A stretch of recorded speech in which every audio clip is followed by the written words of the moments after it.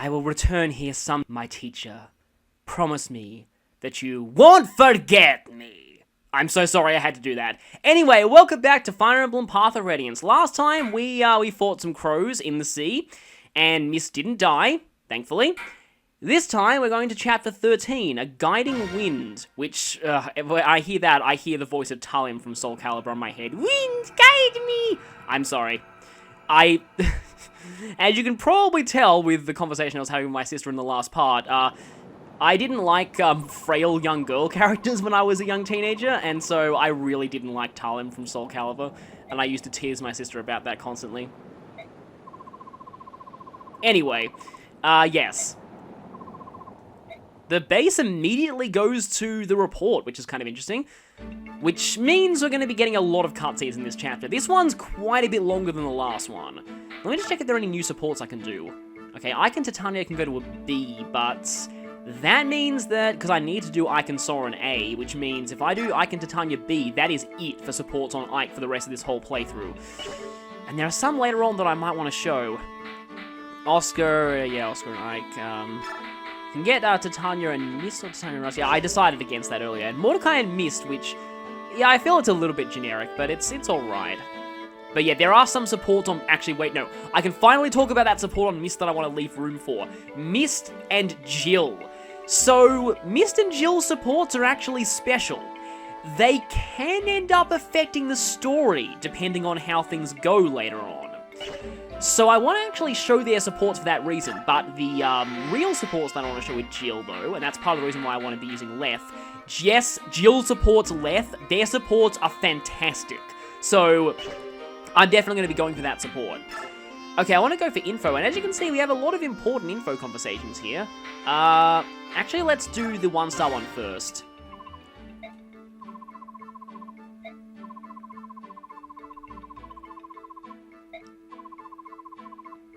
Yeah, it was just a temporary truce. I mean, I'm glad she's still here, but everyone here really isn't. For some reason, this feels like just a really lame excuse to me. It's kind of reminds me of how, just suddenly thought of this, how one of the early Pokemon episodes, how Misty just makes that excuse of, oh, yes, my bike, I want to come with you because I need to fix my bike.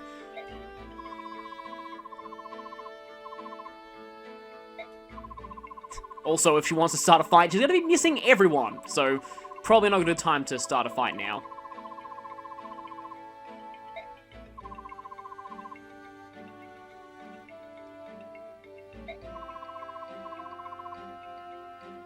Ah, that's the real reason. She couldn't leave us even if she wanted to. She's actually stuck here.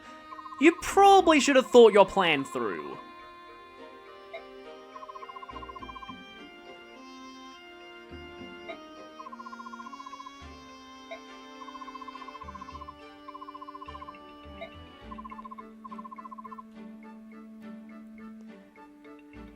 Yeah, so we get a little bit of character on Jill here.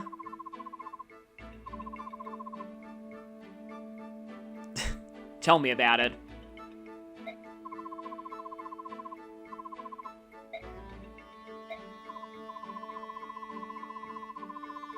So this is just, like, another example of Ike being pretty awesome in how he's just pretty firm on what he won't tolerate. Also, this is maybe a bit of a mistranslation, because half-beast is actually the literal Japanese term that's the equivalent of subhuman. It probably should have been translated as subhuman here, but anyway. So yeah, that was actually the original Japanese slur. So anyway, actually I'll probably do that conversation last. Oh no, this one. Oh no, this one. This has been, I knew this was coming, and yeah. This. We're about to get introduced to an interesting facet of this person's character.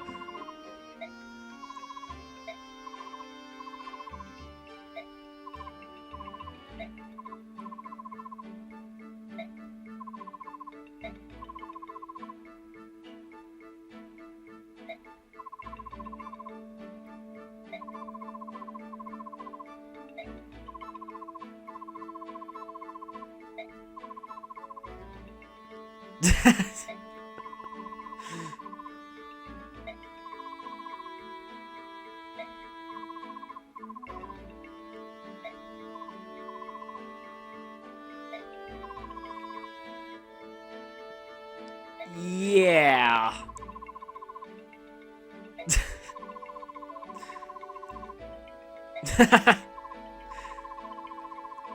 And thus, Aimee became the Fire Emblem equivalent of Aimee Rose. Well, actually more like Wendy Oldbag. So yes, Ike has a stalker now. That's gonna be developed interestingly as we go through the game. Yes, that does get brought up continuously. So, this one I actually want to do next. It's only because, even though it seems to have an importance rating of 3 stars, it's actually not all that important. It doesn't give you anything, yet. But it is a lead up to another base conversation that does give you something. Though not something physical.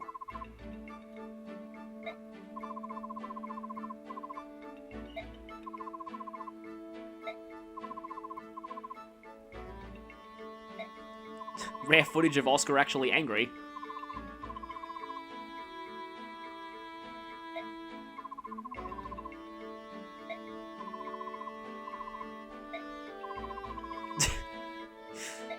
Yes, Rolf is now named after a phoenix. There are worse things to be named after.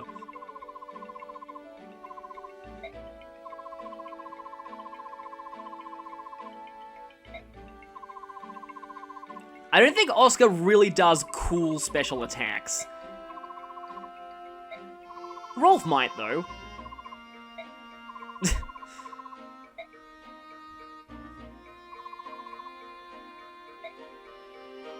So yeah, that didn't give us anything.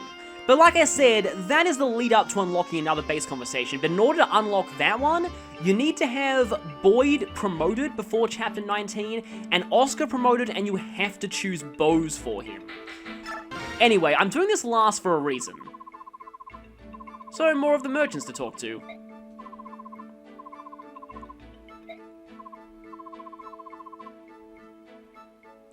Of course, twins always get their names mixed up.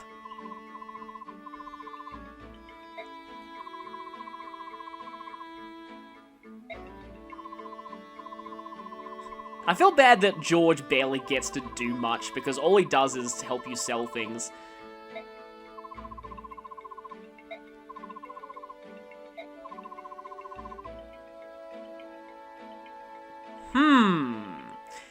I wonder if we're about to have a map that looks exactly like that.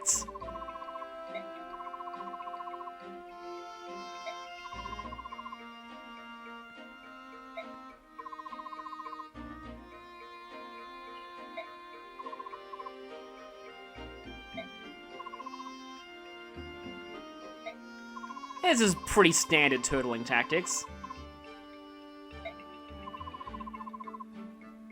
Of course, if the enemies have ranged weapons, then they're gonna be taking risks there.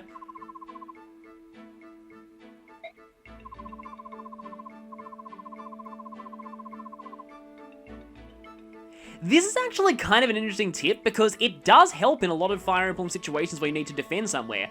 It's a good safeguard against death by awesomeness. Sometimes you don't want someone to attack on the player phase, because it'll mean they take slightly more damage thanks to counterattacks. So, why are we suddenly discussing tactics?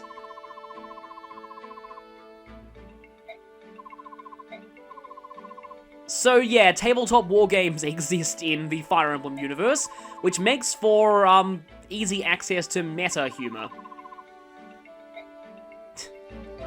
But anyway, yeah, that's that. So, 2-star means thinly veiled gameplay advice for the next chapter, so it's pretty obvious what we'll be dealing with. Although, I really don't know why this has 2-star importance. I'm pretty sure that's a mistake.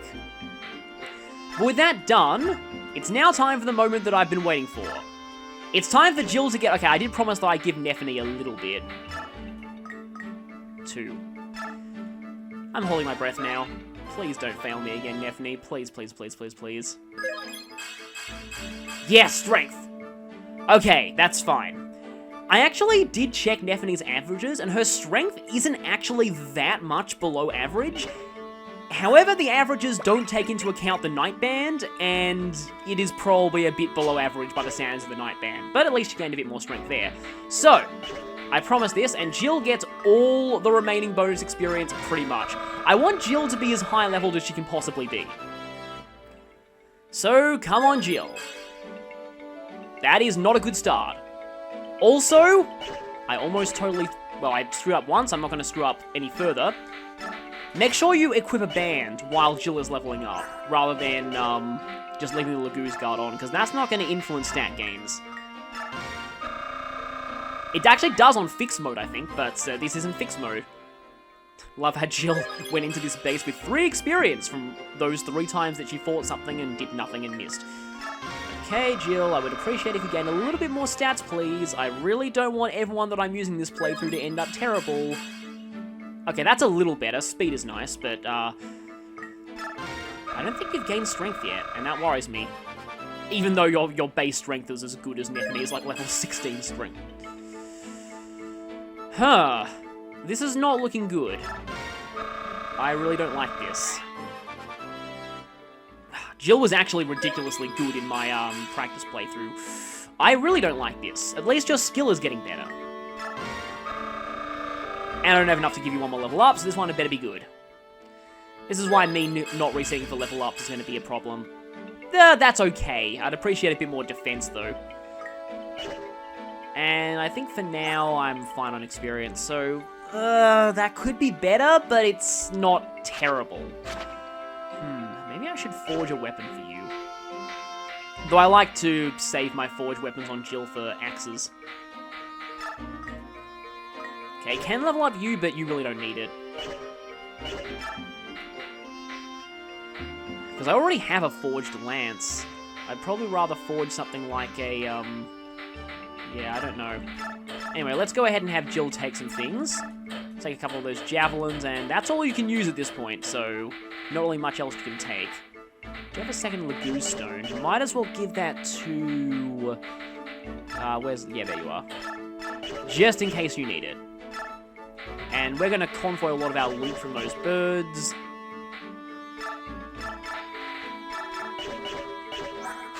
See, I would use an arm scroll on Nephine, but I get the feeling that she's almost at D, so yeah, this is another one of those reasons why I hate the fact that you can't view how close you are to your next weapon level up in this game. But maybe I should take the arm scroll just so that I can bump her straight up to C the moment that she hits D. That's HP and defense, that soldier band. I wonder if there are any better bands I could give you. Okay, let's convoy that coin. The coins are pretty much worthless in this game, but they'll be more useful in Radiant Dawn. And finally, you can take the free experience staff. I don't think I'll be needing Restore here. I will be needing it in the next chapter, though, because I know that you encounter some poison enemies there. Now, actually, wait, I still need the Lagoo Slayer, but I might as well trade that Killing Edge over to Ike for the moment. Let's just replace the Iron Blade. And how, Soren's fine for magic at the moment. So, I think we're pretty much okay. Titania may need a lance, but no, I think she's alright. Let's just quickly see what I can do with lances. I could try forging a slim one. 14 potential crit versus 9. I'd rather have a little bit more diversity in my forged weapons, which is kind of a shame. Actually, wait a minute, Jill. You're being weighed down by that. At least you're not weighed down by javelins, but that is really annoying. And we can't forge javelins yet. So I think that is everything that I need to do. So we might as well move out.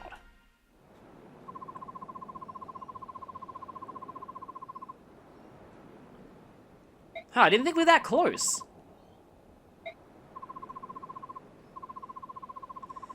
Well, I'm pretty sure Bednion should be expecting us, but... we don't want to run the risk that this is actually a Dayan soldier in disguise. Yeah, Bednion has a lot of influence.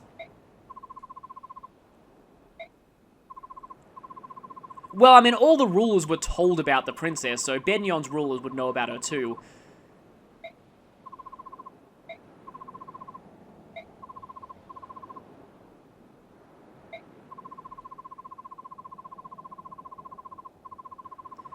We knew that about Crimea, but I don't think we knew that about Dayan just yet.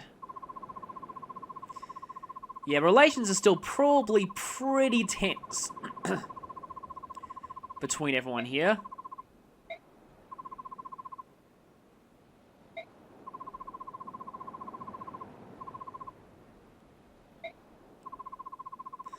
And that pretty much sums up Soren.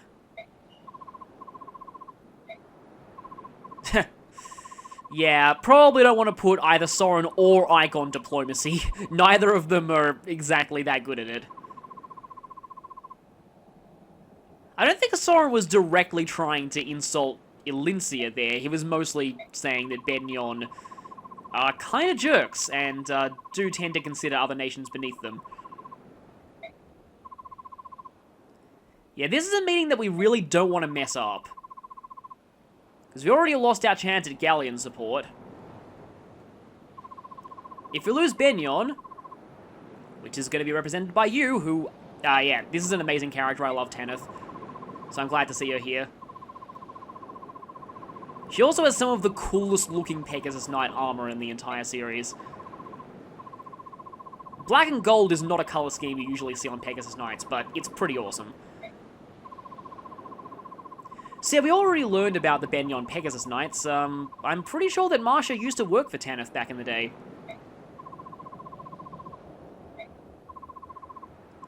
The Apostle's actually here. That means she must be under pretty heavy guard.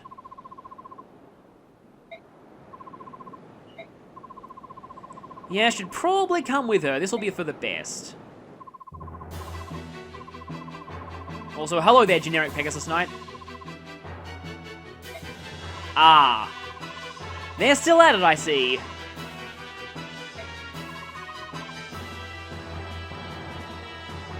Yes, it will take more than a few of them to get past someone who's so bad the game literally crashes when they try and use a lance. That's an in-joke that only people who know this game's unused data will get.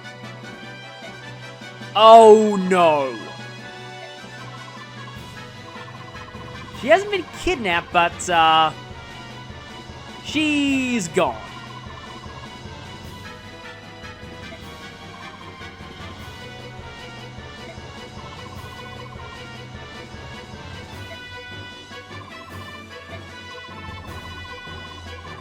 Where is she now? We don't know. And for that, this generic Pegasus Knight was immediately fired.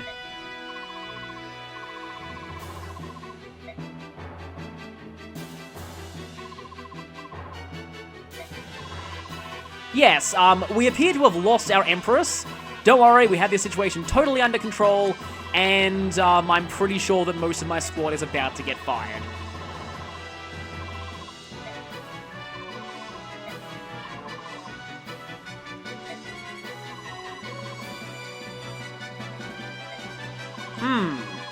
Well, at least the other ship's pretty close.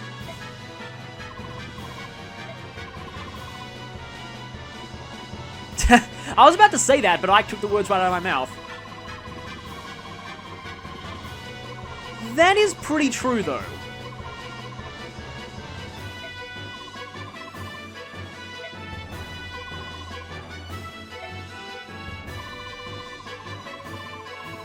I think that's actually a slightly different portrait for Elincia. It's like slightly determined Elincia. Also, this line. For a while, this line was kind of a meme within the Fire Emblem community. It's really not anymore. I'm actually kind of disappointed that Elincia doesn't say that in Heroes, at least not to my knowledge. So, we have one ship that's being attacked by another ship with 3 planks in between them. So, for some reason, Daniel and George have prophetic powers, accidentally.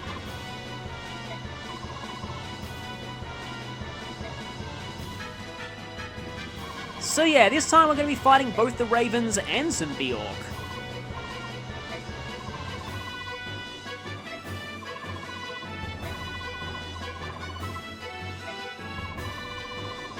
So we'll handle the ship, they'll handle the sky.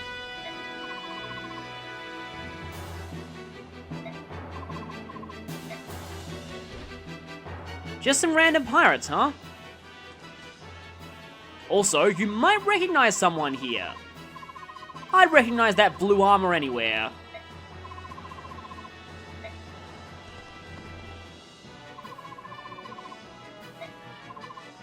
And here's someone who I alluded to in the previous chapter.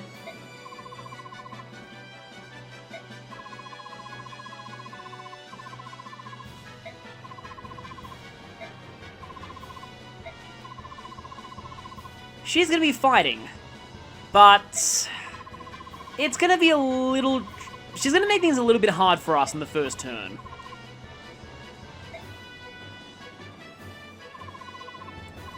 Yes, he's back! He's not on our side yet, but he's back.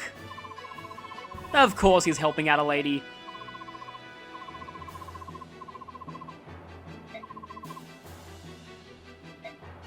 Yes, you were. And you will be again soon.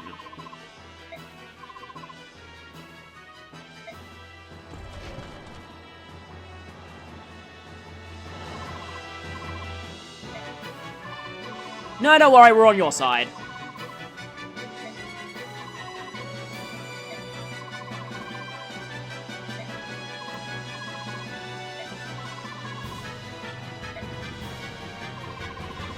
So, we're going to have a defend chapter on our hands with a defend point that's actually a little far beyond us to start with.